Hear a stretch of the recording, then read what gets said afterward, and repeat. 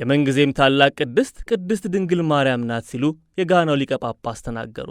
በጋና የኩማሲ ሀገረ ስብከት ሊቀ ጳጳስ ገብርኤል ጀስቲስ አንዮኬ እመቤታችን ቅድስት ድንግል ማርያምን የመንግዜም ቅድስት ናት ሲሉ ተናገሩ።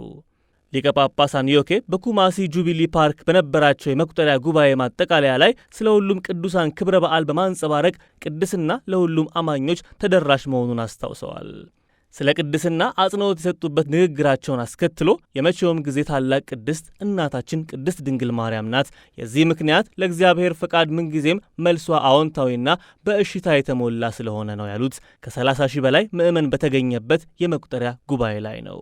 የኢዮቤልዩ የተስፋ ዓመት ጋናን ለቅድስት ሥላሴ ማቅረብ በሚል መሪ ቃል በታማሌ ጀምሮ በአክራ የቀጠለው ዓለም አቀፍ የመቁጠሪያ ጉባኤ ከ3 ቀናት የጸሎትና የቅዳሴ ሥነ ሥርዓት በኋላ በኩማሲ ሀገረ ስብከት ተጠናቋል። ሊቀ ጳጳሱ በ2023 በሊቢያ ሰማዕትነት ስለተቀበለው ስለ ጋናዊው ቅዱስ ማቴዎስ አያሪጋን ታሪካዊ ምዕራፍ ጠቅሰው ቅድስናን በስፋት ርዕስ አድርገውታል ሲል አኪያ አፍሪካ በገጹ አውጥቶታል።